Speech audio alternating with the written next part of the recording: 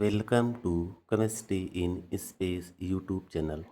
आज हम लोग इस चैनल के माध्यम से ऑर्गेनिक केमिस्ट्री का important topic that is fusion of covalent bond.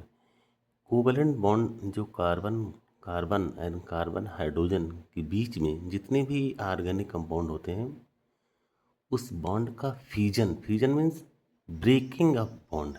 Bond कैसे टूटता है कार्बन कार्बन के बीच में या किसी भी हेटेरोएटम के बीच में या होमोएटम के बीच में बॉन्ड की ब्रेकिंग किस तरह से हो सकती है। इस पूरे टॉपिक को हम लोग कहते हैं फ्यूजन ऑफ कोवेलेंट बॉन्ड। तो यहाँ फ्यूजन ऑफ कोवेलेंट बॉन्ड को दो तरीके से दिखाया गया। पहला आपका है होमोलिटिक क्लीवेज, या इसको हम लोग कहते हैं होमोलिटिक फ्यूजन। सेकेंड आपका है हेट्रोलिटिक फ्यूजन, या इसको हम लोग कहते हैं हेट्रोलिटिक क्लीवेज। या होमोलिटिक को हम लोग कहते हैं होमोलिटिक फ्यूजन को हम लोग कहते हैं होमोलिसिस, और हेट्रोलिटिक फ्यूजन को हम लोग कहते हैं हेट्रोलिसिस। दो तरह की यहाँ पे बॉन्ड की ब्रेकिंग है। पहले हम लोग चर्चा करते हैं होमोलिटिक फ्यूजन पे। होमोलिटिक फ्यूजन में यहाँ पे दिखाया गया है ए बी के बीच में जो बॉन्ड है, ए बी के बीच में यहाँ पे जो बॉन्ड को दिखाया गया है, ए और बी के बीच में जो बॉन्ड है सिंगल बॉन्ड, उस सिंगल बॉन्ड में दो इलेक्ट्रॉनों के कॉम्बिनेशन से बॉन्ड आपका बना हुआ है। ए बी के बीच में जो बॉन्ड है और दो इलेक्ट्रॉनों के मिलने से बना हुआ है।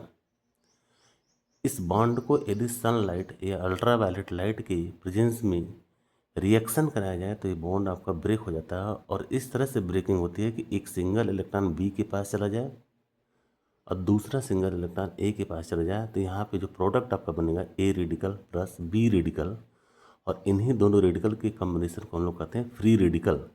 तो होमोलिटिक क्लीवेज के थ्रू, होमोलिटिक फ्यूजन के थ्रू, होमोलिसिस के थ्रू हमारा फ्री रेडिकल यहाँ पे जनरेट हो रहा है। और फ्री रेडिकल जो होता है हमारा कार्बोकैटायन के होता है। Carbocation means carbon bearing positive charge की तरह होता है।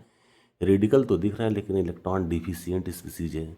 जैसे सेकंड एग्जांपल हम लोग लेते हैं क्लोरीन, Cl2 है। Cl2 का जिसको क्लोरीन कहते हैं, सनलाइट के प्रेजेंस में इसका रिएक्शन हो रहा है और क्लोरीन क्लोरीन के बीच में जो सिंगल बॉन्ड है वो ब्रेक हो रहा है, Cl रेडिकल में यहाँ पे कन्वर्ट हो रहा है। तो यहाँ पर भी होमोलिटिक क्लीवेज हो रहा है। सेकंड हमारा जो टाइप्स है दैट इज योर हेट्रोलिसिस, या इसको हम लोग कहते हैं हेट्रोलिटिक क्लीवेज। हेट्रोलिटिक क्लीवेज का हेट्रो का मतलब ही होता है डिफरेंट। ए और बी इस तरह से जुड़े हुए हों कि बी मोर इलेक्ट्रोनेगेटिव हो और ए इस लेस इलेक्ट्रोनेगेटिव हो। उस केस में जो शेयरिंग का इलेक्ट्रॉन है दोनों एटम के बीच में, जो शेयरिंग का दो इलेक्ट्रॉन है वो दोनों इलेक्ट्रॉन बी के पास शिफ्ट हो जाता है और ए के ऊपर पॉजिटिव चार्ज, बी के ऊपर नेगेटिव चार्ज जनरेट हो जाता है। और ए के ऊपर पॉजिटिव चार्ज जनरेट होने का मतलब इसको कहते हैं electrophile that is electron deficient species, और बी के ऊपर नेगेटिव चार्ज जिसको कहते हैं न्यूक्लियोफाइल या न्यूक्लियोफिल, मतलब न्यूक्लियोफाइल में इलेक्ट्रॉन रिच सेंटर, या इसको हम लोग कैटायन और एनायन के नाम से भी बोल सकते हैं। तो यहाँ पर ऑर्गेनिक केमिस्ट्री में दो तरह की ब्रेकिंग हुई, होमोलिटिक क्लीवेज और हेट्रोलिटिक क्लीवेज। होमोलिटिक क्लीवेज से हमेशा कोई भी चार्ज क्रिएट नहीं होता बल्कि फ्री रेडिकल होता है, और फ्री रेडिकल का स्टेबिलिटी कार्बोकैटायन की तरह होता है। जैसे कार्बोकैटायन आपका सेकेंडरी सबसे ज़्यादा, टर्सरी सबसे ज़्यादा स्टेबल होता है, then secondary, then primary, then आपका CH3 रेडिकल।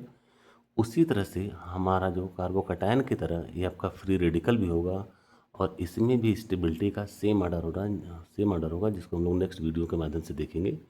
और हेट्रोलिटिक में हमारा कैटायन और एनायन का जनरेशन होगा। तो इस तरह से हम लोगों ने देखे किसी भी बॉन्ड को ब्रेक होने के लिए दो तरह की बॉन्डिंग का हम लोग सहारा लेंगे, दैट इज होमोलिटिक क्लीवेज जिसको हम लोग कहते हैं होमोलिसिस, और सेकंड आपका heterolytic cleavage that is your heterolysis. Thanks for watching.